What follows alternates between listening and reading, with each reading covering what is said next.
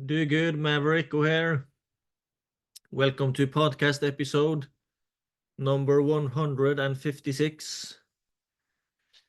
FU Money, one of my favorite movie scenes. You know, when it comes to the term FU Money, you've probably heard it a bunch. And I want to play off one of my favorite movie scenes from The Gambler, a scene with John Goodman and Mark Wahlberg. Now, I've actually not seen the entire movie, but I've seen, this scene on YouTube, and it is fascinating. So yeah, this is one of my favorite movie scenes. There are some bad things being said in it that I definitely don't agree on, but when it comes to the concept of FU money that he talks about, it is pretty brilliant. So yeah, let me play the scene. They fucking weren't supposed to, were they? That was the point. Sit down. You drink? I don't remember if you drink. Of course, there's drink and drink. I drink, but I haven't been drunk since Reagan was president. I got a DUI, and in jail, I actually fell down and pissed my pants. You don't need to do that twice. I tell you this so you'll know everybody's been there. Everybody's been there. Once. You're there twice. Having been there once, I can't help you. You know, I listen to the drunks, and it's like you're listening to a fairy story about a fight with a fucking monster, when the actual title of the story is I Can't Handle My Liquor by Mr. Crybaby. Amen. I don't know, maybe they got a problem, but fuck them if they do, because I don't. Which leads me to ask, are you pulling this shit just now or forever? I mean, do you have a problem? Wah, wah, wah, like some little fucking girl, wah, wah, wah, or some Somali who can't process that there's no food where they live? Or are you just fucked up temporarily because you're temporarily fucking stupid? Are you long business or short business? What's the difference? I need to know if you got the fucking brains to walk when it's time to walk. People don't, you know. Ball players who can't play anymore. Assholes trying to maintain a standard of living not possible anymore. A lot of those around. I've seen you be $500,000 up. Been up $2.5 million. What do you got on you? Nothing. What'd you put away? Nothing. You get up $2.5 million.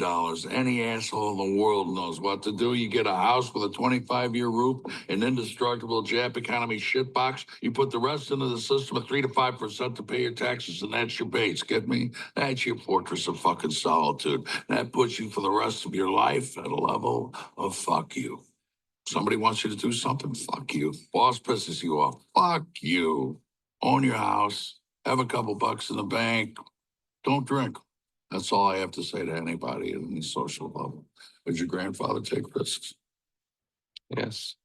I guarantee he did it from a position of fuck you.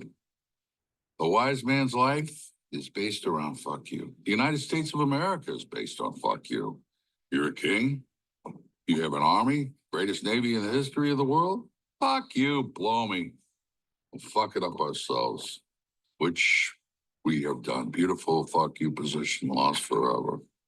King George III looks like a fucking birthday present. This is the grandson of the 17th richest man in California.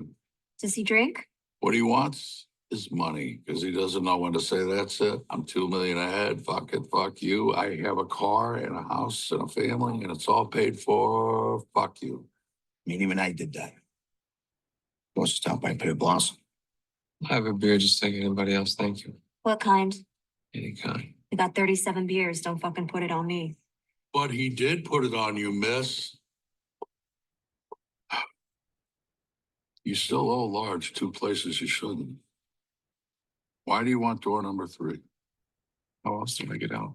Time payment. Sell your sperm. Sell your ass. How the fuck should I know? I am of the universe, and you know what it's worth. Worth plenty. If I give you this money and you don't pay me back, there are no rules. You never get to say fuck you to anybody ever. You will get me not just what you owe me from your family, you will get me their accounts so I can have them vacuum from Russia. You jump off a bridge, you can do it knowing I will kill your entire bloodline. Do you understand the gravity of your situation? I understand. You get up, you get out. 260 is requested. What's this? This much money, what's a car? What do you want to be able to say to me? Fuck you.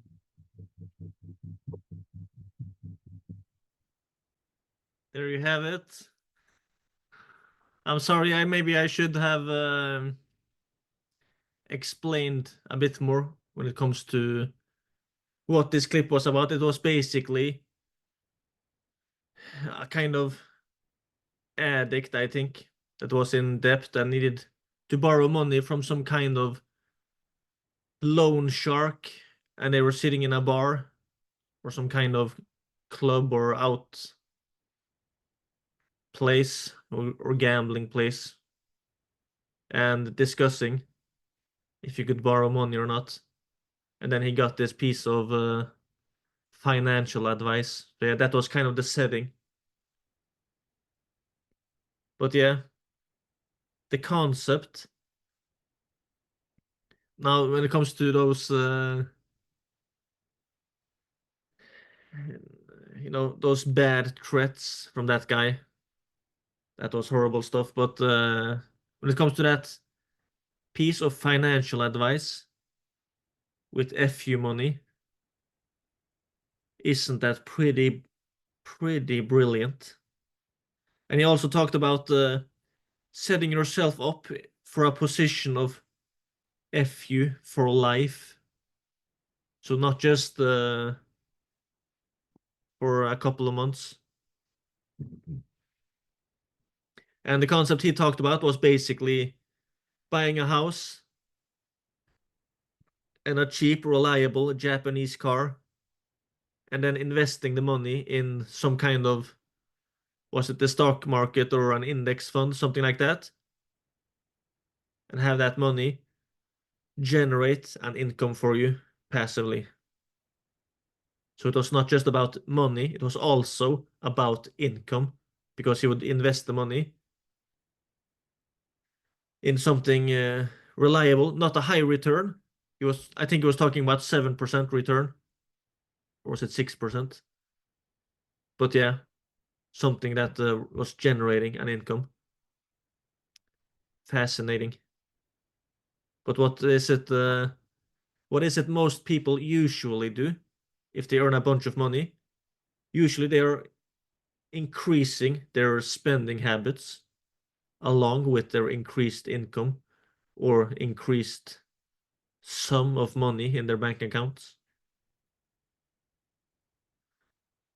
And think about it. If you had $2.5 million, instead of spending it on a really fancy house and some supercars, imagine doing what he said, buying a cheap house, a cheap Japanese reliable car, and investing it in an index fund or something like that, where it was generating like 5 to 15% ROI per year. So that you had basically set yourself up for a position of FU for life. What a concept. Imagine going through life knowing that if shit hits the fan, you have your source of passive income. Your house and car is paid off, and you have a source of passive income that is generating more than enough to cover the living expenses for you and your family. What a concept. Just imagine that feeling. It kind of reminds me of was it the 30-second rule from the movie Heat. I have to make a podcast episode about that one as well. But yeah.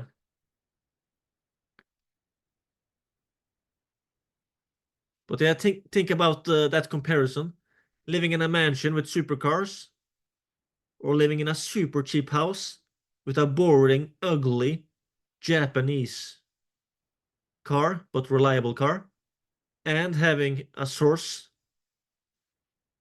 of semi-passive income, generating a full-time income for yourself and your family. Just compare those two options and imagine the kind of the kind of risks or the kind of things you could be doing if you had set yourself up like that. Just so fascinating. On one end, it's very tempting to live kind of maybe lavishly, or maybe not even lavishly, but yeah, a fancy house and some dream cars. But what would actually be the best?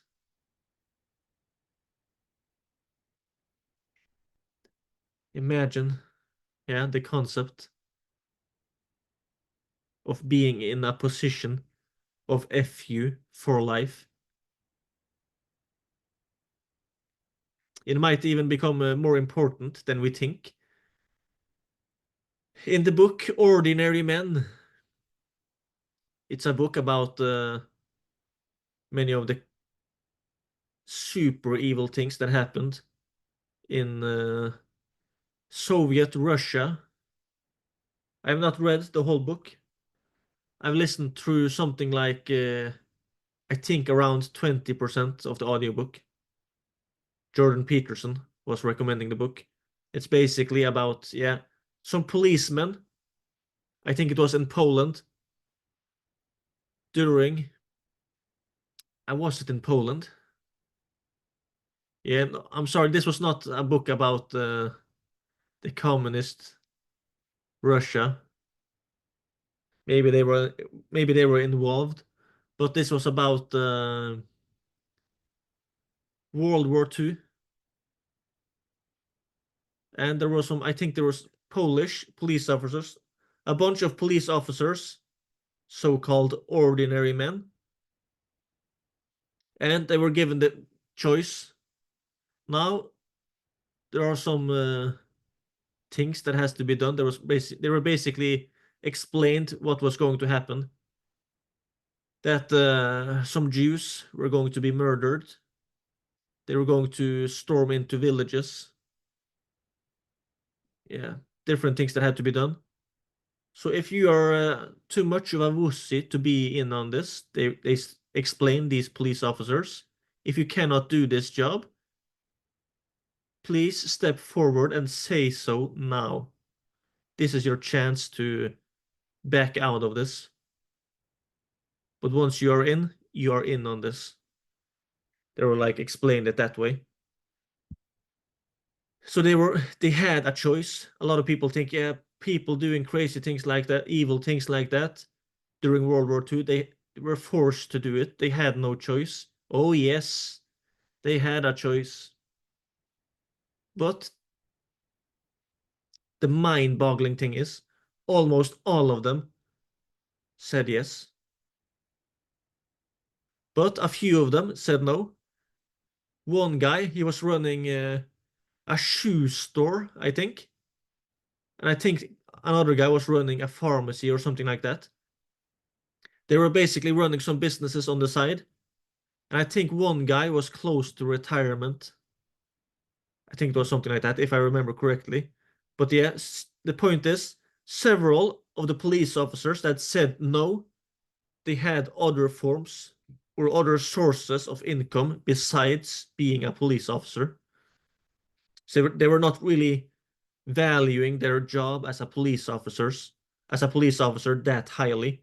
They knew that if they lost their job as a police officer after the war, yeah, okay, but they would still have other forms of income, other ways of making money. They were not really that afraid of the consequences of saying no. If they lost their job as a police officer, yeah, so what? So they were in some ways they were kind of in a little bit of a position of FU because they had other ways of making money, even if they did not have it invested as a source of passive income. At least they had another source of income. So yeah, that's fascinating to think about. Being dependent on a job can be dangerous. Of course, all of them should have said no, no matter what. When it comes to that, when it comes to the evil things they were asked to do, all of them should have said no, no matter what money is involved. But money is clouding a lot of people's judgments. And they were probably starting out with a little bit more milder things and gradually increasing to more and more evil things. But yeah, that's just one example. It doesn't have to be that extreme. But maybe you're finding yourself in a job with a boss you don't like, or a boss that is not treating you well, or yeah, or maybe you make a big hit as an entrepreneur. Maybe you make a few millions in profit as an entrepreneur, and maybe you should just use a bunch of that money to set yourself up in a position of FU for life. And of course, that example of using an index fund or the stock market and around 5 to 15% ROI, return on investment per year, that's one example. I think another really solid one could maybe be rental real estate, buying some apartments and rent them out, or something like that, an apartment building, something like that, and rent it out and have income that way. So yeah, FU money. Those two examples are pretty reliable and almost completely passive income. But there are other options when it comes to FU money. It's not that passive, and it requires more work and might not last for life, you know. But basically an online business or a side hustle, as they call it. So maybe you find yourself in a position where you have a job now, maybe trapped in the matrix of the 9 to 5 rat race, and you want to escape. You want to set yourself up for being in a position of FU for life. Maybe you could build an online business while you have that job. Might be something to consider, you know. Now, I'm not an expert at this. At the time of this recording, I've not even done it myself. I'm here in the process of doing it myself. But yeah, one option that comes to mind is paid communities, building an online paid community. I'm in the process of interviewing at least 30 real life success stories of people that are making at least $10,000 in profit per month running an online paid community. And at the time of this recording, I have not interviewed all 30 yet, but I've interviewed a bunch of them. And it has been fascinating. Several of the people I interviewed, from the day they launched until they reached $10,000 in profit per month, it took like 2 to 3 months for several of them. Not all of them, but yeah, several. And $10,000 in profit per month, that's on the low end. One lady I interviewed, she was making 6 figures in profit per month. And several of these were working somewhere in between 4 to 16 hours per week on their paid community. Again, not all of them, but several of them. So yeah, that might be an option if you don't have $2.5 million or $5 million or whatever the number is, if you don't have that lying around. They're looking for another way to, have an income stream. Maybe a paid community could be it, because you could build it while you still have a job as a side hustle. So yeah, if you want to learn from those real life success stories and also connect with a bunch of other people that are in the process of building their own paid community, go to communitycashcows.com. All right, take care and God bless.